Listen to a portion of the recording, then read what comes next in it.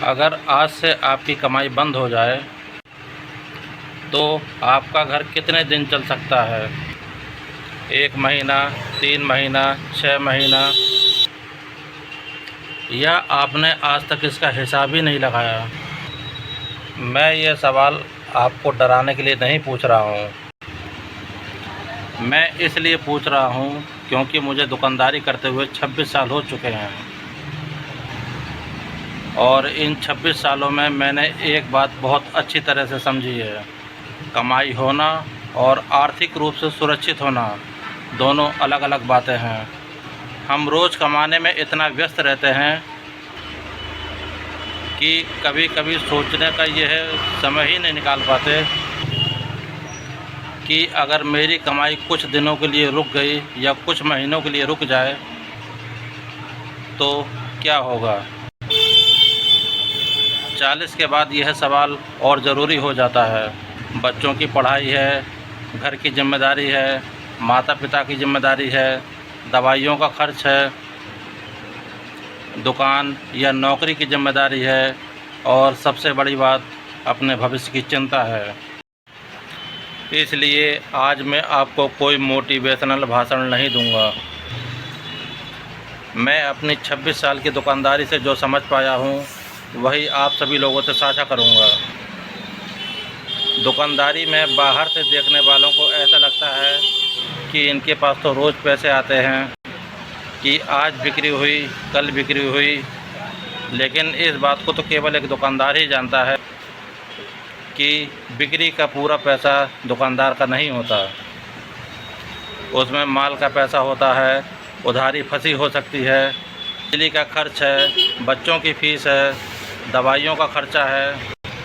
अचानक कोई बड़ा खर्च आ जाए तो पूरा हिसाब बिगड़ सकता है।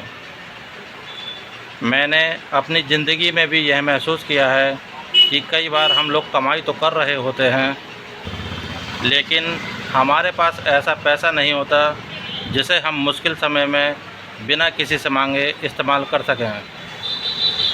यही मेरी सबसे बड़ी सीखों में से एक सीख है। सिर्फ कमाई करते रहना ही काफ़ी नहीं होता। कमाई में से थोड़ा पैसा ऐसा भी होना चाहिए जो मुश्किल समय के लिए बचा रहे। इसी को हम आसान भाषा में इमरजेंसी फ़ंड कहते हैं। इमरजेंसी फ़ंड यानी मुश्किल समय का पैसा, ऐसा पैसा जिसे आप रोज़मर्रा के ख़र्चों में नहीं लगाएंगे। यह तब काम में आएगा जब आपकी कमाई रुक जाए या नौकरी छूट जाए या दुकान में कोई बड़ा नुकसान हो जाए या घर में कोई अचानक ज़रूरी खर्च आ जाए। अब सवाल यह है कि कितना पैसा होना चाहिए। मेरे हिसाब से सबसे पहले आप लाखों रुपए का लक्ष्य मत रखिए। पहले अपने घर का ज़रूरी मासिक खर्च निकालिए। आज रात एक कागज़ निकालिए और लिखिए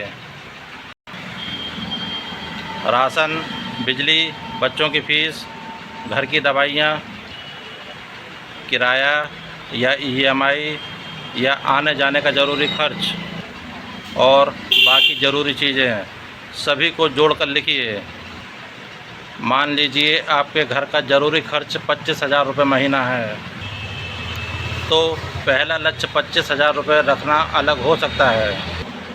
फिर धीरे धीरे 2 महीने, 3 महीने और फिर अपनी परिस्थिति के हिसाब से आगे बढ़िए। अगर आप आज 25,000 भी नहीं बचा सकते तो शुरुआत मत रोकिए।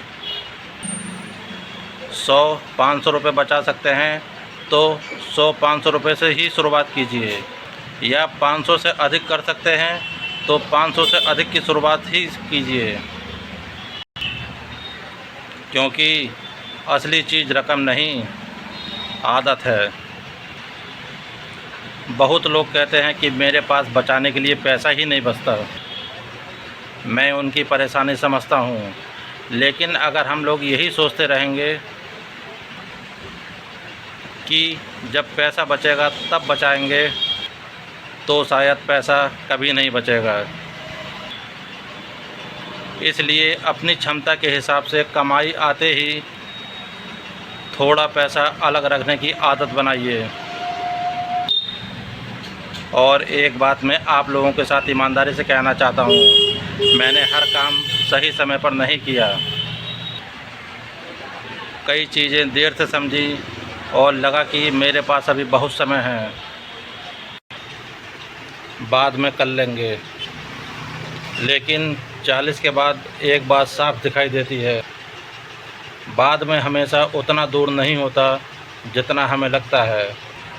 25 साल की उम्र में 10 साल बहुत लंबे लगते हैं, लेकिन 40 पार करके पीछे देखिए, पता चलता है कि 10 साल कब निकल गए, पता ही नहीं चलता। इसलिए अगर आज आपकी बचत कम है तो शर्मिंदा होने की ज़रूरत नहीं है, लेकिन आज भी शुरुआत ना करना ये एक ज़रूर नुकसान है। और इमरजेंसी फंड का मतलब ये नहीं है कि ज़िंदगी भर पैसा ही इकट्ठा करते रहेंगे। 40 के बाद दो चीज़ें साथ साथ चलनी चाहिए, कमाई में से थोड़ा सा बचाना और अपनी कमाई की क्षमता बढ़ाना। क्योंकि अगर आपकी पूरी ज़िंदगी एक ही कमाई पर टिकी है तो आपको यह भी सोचना चाहिए कि अगर वो कमाई रुक गई तो दूसरी कमाई कहाँ से आएगी। मैं खुद इसी उम्र में YouTube पर काम शुरू कर चुका हूँ, क्योंकि मुझे लगता है कि अगर ज़िंदगी में कोई ऐसी चीज़ ठीक नहीं चल रही हो तो सिर्फ शिकायत करने से वो चीज़ ठीक नहीं होगी। कुछ नया सीखना पड़ेगा, कुछ नया करना पड़ेगा। तो आज से ये 3 काम करिए। पहला, अपने घर का मासिक खर्च लिखिए। दूसरा, अपनी क्षमता के हिसाब से छोटी रकम अलग रखना शुरू कीजिए। तीसरा, अपनी दूसरी कमाई के बारे में सोचना शुरू कीजिए। आज ही बड़ी कमाई शुरू करने की ज़रूरत नहीं है। अपनी स्किल देखिए, आप क्या जानते हैं, आप क्या बेच सकते हैं, किस काम में अच्छे हैं और अपने मौजूदा काम से अतिरिक्त कमाई कैसे कर सकते हैं। शुरुआत छोटी हो सकती है, लेकिन शुरुआत होनी चाहिए। और आखिर में आपसे दिल की बात, अगर आपकी उम्र 40 वर्ष है और आपको लगता है कि आपने ज़िंदगी में बहुत देर कर दी है, तो मैं अपनी ज़िंदगी से निकली हुई एक बात आप लोगों से ज़रूर कह सकता हूँ। देर हुई है, लेकिन सब कुछ ख़त्म नहीं हुआ है। मैं खुद 40 के बाद अपनी ज़िंदगी को फिर से व्यवस्थित करने की कोशिश कर रहा हूँ। दुकान आज भी है, समस्याएं आज भी हैं और जिम्मेदारियां भी हैं, लेकिन आज मैं एक बात समझ गया हूँ, समस्या से भागने के बजाय उसके लिए हम लोगों को तैयारी करनी होगी। दूसरी कमाई नहीं है तो सीखना शुरू करेंगे। कोई गलती हुई है तो उसे स्वीकार करेंगे। बीता हुआ समय तो वापस नहीं आएगा, लेकिन आगे के 10 से 15 साल अभी हमारे हाथ में हैं। अब आप लोगों से एक सवाल, अगर आज आप लोगों की कमाई बंद हो जाए तो आपका घर कितने महीने चल सकता है? 1 महीना, 3 महीना, 6 महीना? आपने अभी तक इसका हिसाब ही नहीं लगाया। कमेंट में ईमानदारी से बताइएगा। किसी को शर्मिंदा करने के लिए नहीं पूछ रहा हूँ।